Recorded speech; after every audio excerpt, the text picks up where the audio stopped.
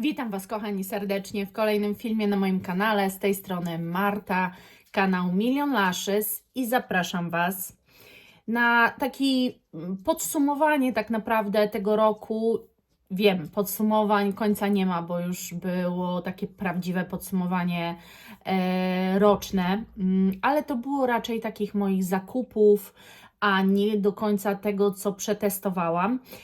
I też nie chciałabym mówić o wszystkim, co przetestowałam, bo tego jest ogrom, a chciałabym się skupić bardziej na nowościach i na tych zapachach, które przetestowałam z nowości, a które po prostu nie spodobały mi się, może nawet nie to, że mi się nie spodobały, w jakiś sposób, z jakiegoś powodu nie skradły mojego serca i nie znalazły się w mojej kolekcji. Zapraszam.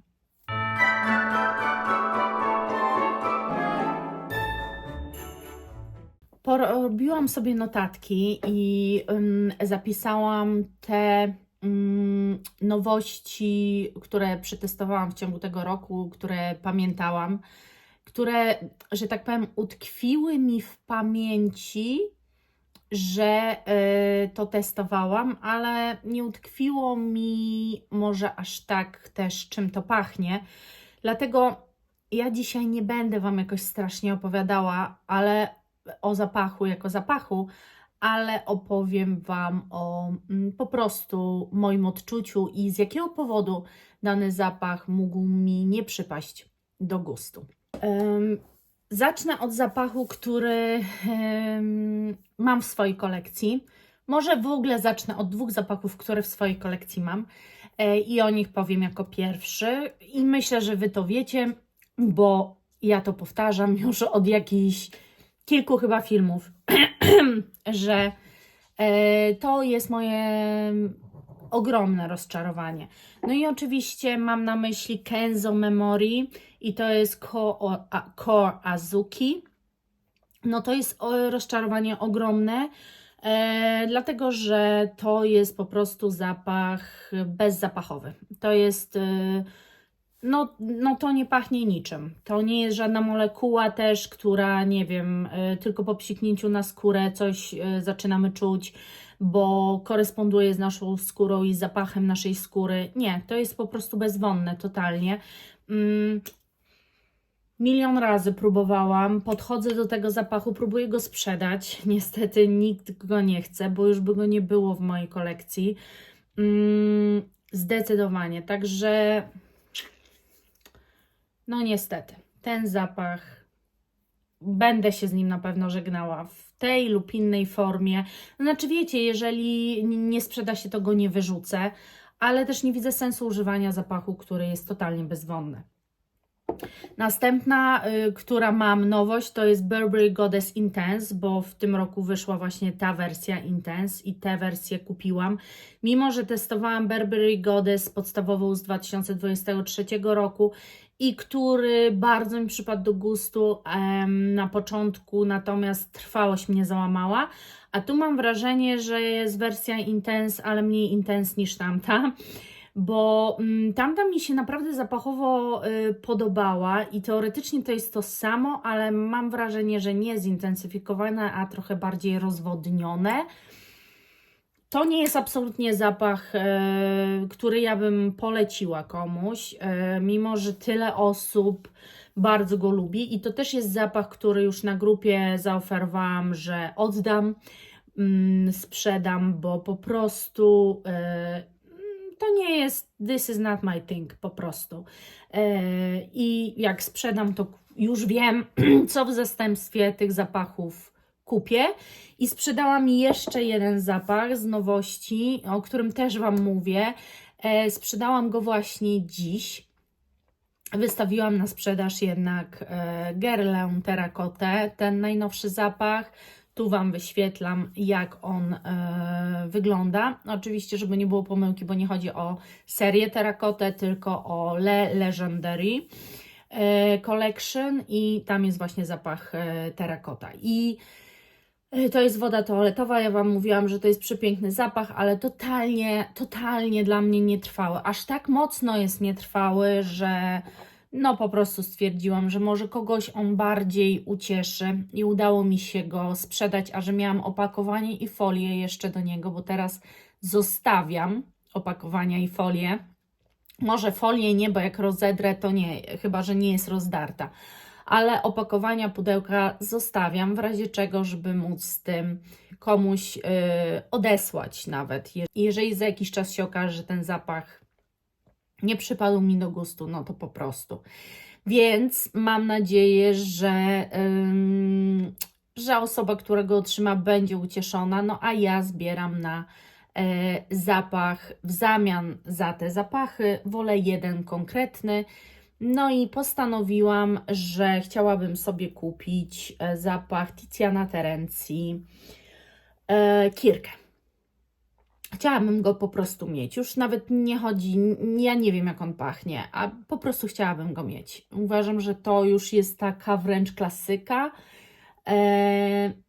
No i jeżeli sprzedam te, no to kupię sobie od razu ten. Czyli jakby za 3 flakony kupię jeden, a 3 by wyszły ode mnie. Póki co wyszedł jeden, więc nie uprzedzajmy faktów, to się kompletnie nie sprzedaje, więc masakra. W ogóle to pijcie razem ze mną herbatę, bo ja, to jest taki bardzo luźny film i ja też piję, bo im więcej gadam, tym bardziej gardło mnie boli. Więc mam.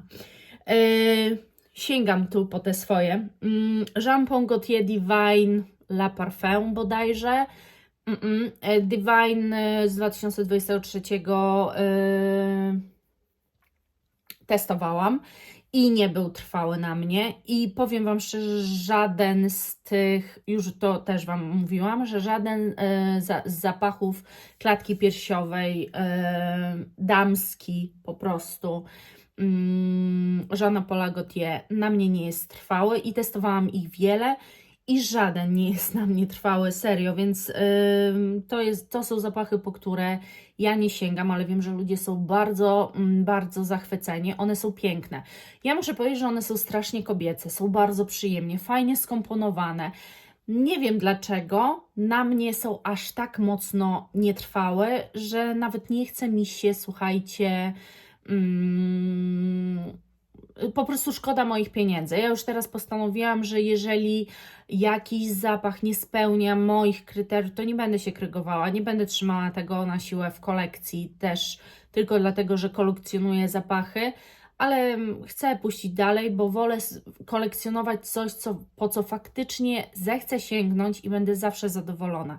Więc wiecie, inne podejście jest do odlewek. Odlewka taka może być, bo zawsze się mogę do niej odnieść, coś porównać, ale butelka jako butelkę, trzymać cały zapach, jeszcze nie daj Bóg jakąś dużą pojemność, mija się to moim zdaniem z celem.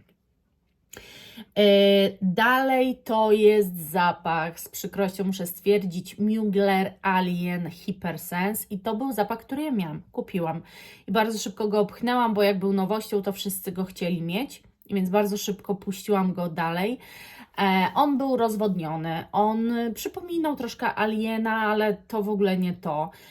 Bardzo nietrwały, bardzo słabo wyczuwalny i to nie tylko, że na szyi, czy ogólnie, czy testy na nadgarstkach, na dłoniach, on się nie za bardzo, on był zbyt mocno rozwodniony, taki nijaki. Alien jest zapachem konkretnym, a ten to po prostu była rozwodniona totalnie wersja Aliena, czego ja nie lubię, bo ja cenię sobie zapach Aliena, ja sobie cenię tę moc, cenię, że on jest taki inny, że jest taki dla mnie nawet męskawy. Bardziej też bym właśnie go ujęła, że to jest dla mnie taki unisex, więc ja nie lubię rozwadniania czegoś, co jest mistrzowskie, nie cierpię tego. No i musiałam się z tym zapachem pożegnać. Także nieudana nowość. Następną nowość, jaką w tym roku sobie kupiłam i którą też odsprzedałam w tempie ekspresowym, to było, słuchajcie, Lancôme La Nuit Trésor La Nuit Le Parfum. Tam mówiłam Wam już w nowościach, że różnica między Lanui tym podstawowym jest taka, że tam gorzkie kakao dochodzi. I bałam się, że te gorzkie kakao spowoduje, że to już nie będzie taki gurmandowy zapach. I to jest po pierwsze, bo faktycznie ono mocno dochodzi do głosu i ten zapach już przez to nie jest aż tak gurmandowy. Ale druga sprawa to jest trwałość. Nie wiem dlaczego, ale totalnie ten zapach stracił na trwałości i wiem, że tylko ja to tak odbieram. To znaczy, na pewno nie tylko ja to tak odbieram, ale biorąc pod uwagę, że mówiłam to już w jakimś filmie Wam, to były komentarze, że bardzo mocarny ten zapach i tak dalej. Otóż, kochani, na mnie to nie jest zapach ani mocarny, ani gurmandowy, ani no czuć te kakao, ale ono jest takie ulotne i takie trochę dla mnie zbyt nijakie. Ja już wolę tę pralinowość konkretną tej podstawowej wersji niż te takie zmiękczanie, bo mam wrażenie, że po prostu ta wersja Le Parfum jest zmiękczona tym kakaem. I te zmiękczenie mi się nie podoba, no oprócz tego dla mnie, u mnie, na mnie bardzo straciły na trwałości. Czekajcie, sięgam tutaj co jeszcze. Przecież testowałam też wszystkie 6 zapachów Charlotte Tilbury i zrobiłam osobno o tym film. No i jeżeli oglądaliście, to wiecie, że dla mnie to nie była miła przygoda zapachowa, perfumowa, że uważam, że to jest, że to były po prostu dla mnie kopie totalnie zapachów, które gdzieś tam już kiedyś wąchałam. Mam wrażenie, że zapachy powstały, tak z perspektywy czasu Wam powiem, powstały przez AI, że ona ich nie wymyśliła, tak jak twierdzi, że wymyśliła. Myślę, że się totalnie posłużyła sztuczną inteligencją i ta sztuczna inteligencja wyrzuciła jej po prostu nie najbardziej kuszące ludzi zapachy, tylko zapachy na przestrzeni dziesięcioleci, które po prostu przyciągają ludzi, które miały super sprzedaż, które były hitami.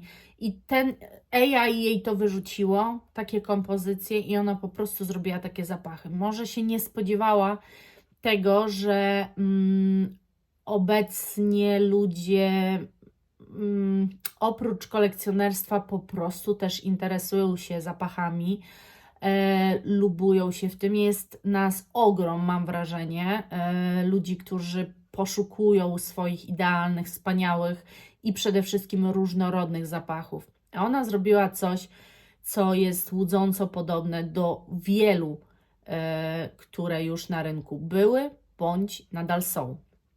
I to zrobiła ogromny, moim zdaniem, ogromny błąd. Oprócz tego dała zaporową cenę, bo te zapachy naprawdę nie są warte takich pieniędzy, ale to też jest moje subiektywne zdanie, no bo jakby to, co jest dla kogo warte bądź nie, to jest zawsze subiektywne.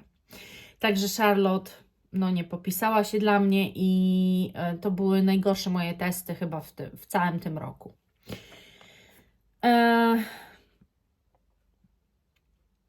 Tak, i jeszcze powiem Wam tylko o jednym zapachu, który testowałam. Dostałam próbkę do po prostu zakupów chyba z Douglasa. I dostałam próbkę Chloe by Chloe czekajcie, De Parfum Intense. I to było, wiecie, ja nie lubię tego zapachu ogólnie, bo dla mnie to jest zapach czystości i taki naprawdę zapach mydlany czystości. I powiem Wam, że pierwszy etap tego zapachu, właśnie tej wersji Intense, jest przepiękny. niesamowity i daje nadzieję na to, że to faktycznie nie będzie ta czystość. Jak Wam opowiadałam o tych nowościach perfumowych, to w tych nowościach powiedziałam Wam, że niby flanker, ale chyba nie do końca, bo jednak opisywany jest jako coś mega eleganckiego, mega takiego dającego powera kobiecie, że taki ten zapach nowy ma być w tej wersji Intense. I ja mówiłam, że w takim razie, jeżeli taki ten zapach ma być, no to raczej nie jest to flanker, bo będzie odbiegał bardzo od tego Chloe by Chloe. Ale, no i te, wiecie, pierwsze psiknięcie, które mi mówi, że wow, że w ogóle petarda, to pachnie różnymi kwiatami, jest niesamowicie zmysłowe, bardzo elegancki zapach. Myślę, wszystko, co tam napisali, naprawdę petarda. Myślę, że to trwa przez około 2 godziny. I po 2 godzinach jest to dosłownie Chloe by Chloe. Czyli dosłownie czystość.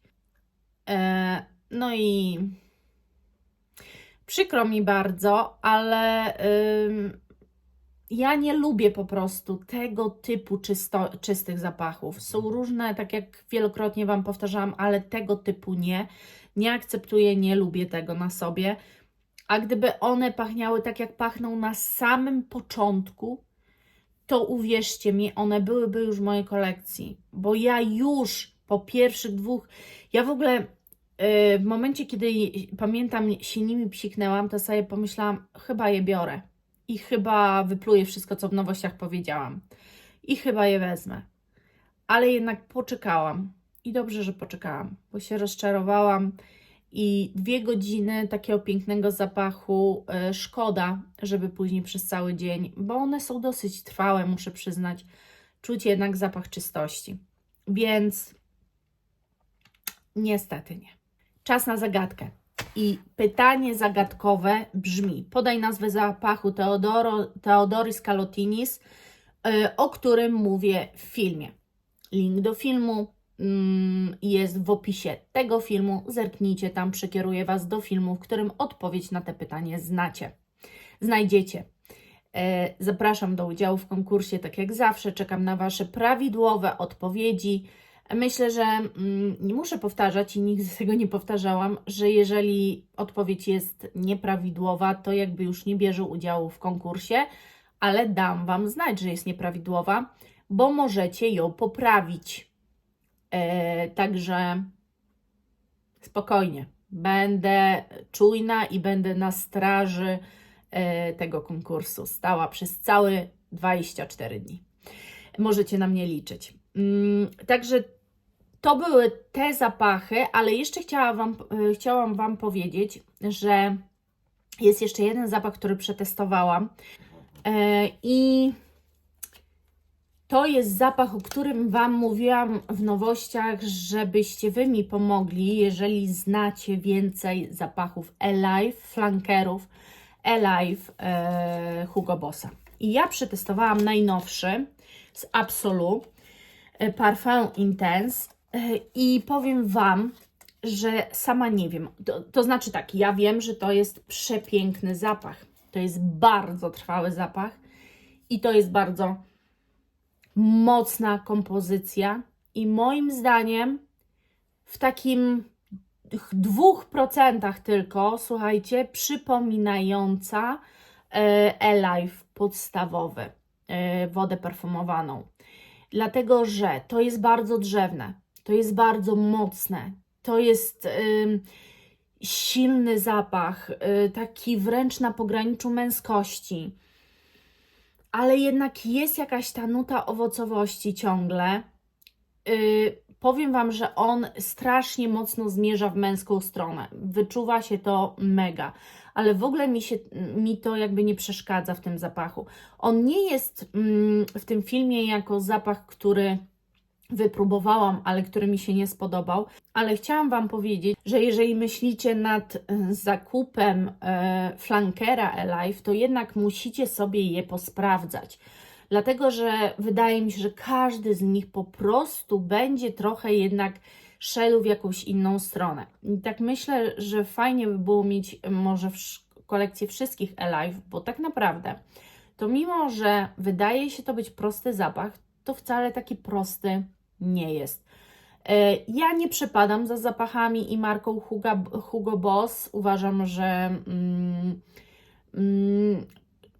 że jest zbyt mainstreamowy, jeżeli mogę tak to nazwać, aż tak za mocno. Ale właśnie uważam, że Alive jest taki idealny. To jest takie połączenie, oczywiście jest bardzo mainstreamowy, to nie ulega wątpliwościom, ale ta podstawowa wersja, bo uważam, że każdy inny flanker już na podstawie tego i tego, że te nuty się zmieniają, każdy Alive ma dodane takie coraz mocniejsze nuty i one po prostu będą w coś skręcały. Ten ma bardzo dużo nut drzewnych i skręca w te nuty drzewne. Przez to też skręca w stronę męską.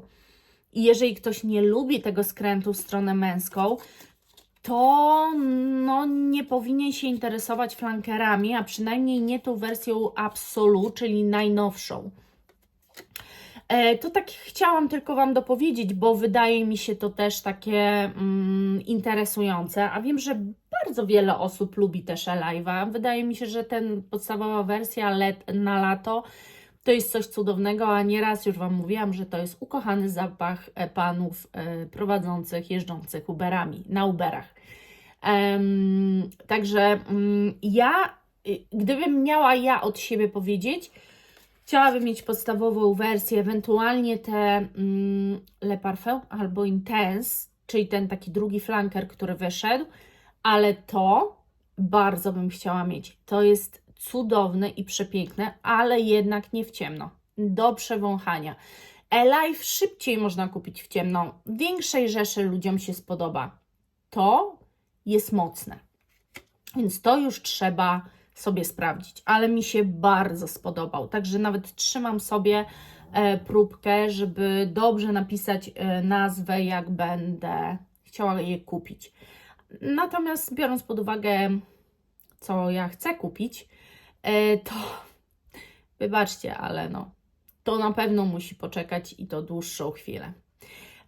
Ja mam nadzieję, że fajnie ze mną spędziliście czas. Jeżeli Wy testowaliście te zapachy, o których ja dzisiaj powiedziałam i to się stały Wasze ulubione, być może fantastyczne zapachy, Wasze odkrycia, coś, co uwielbiacie, to dajcie mi znać i pamiętajcie, my się nie musimy zawsze zgadzać, mamy totalnie różne gusta, a jeżeli już chodzi o trwałość zapachów, no to ja jestem bardzo dziwna, jeżeli chodzi o to i u mnie jest ciężko z tym. Staram się akceptować fakt, że mogę mieć mniej trwałe zapachy, ale po prostu się dopsikiwać, bo jest naprawdę dużo zapachów, których mój nos albo nie wyczuwa, albo właśnie są bardzo nietrwałe.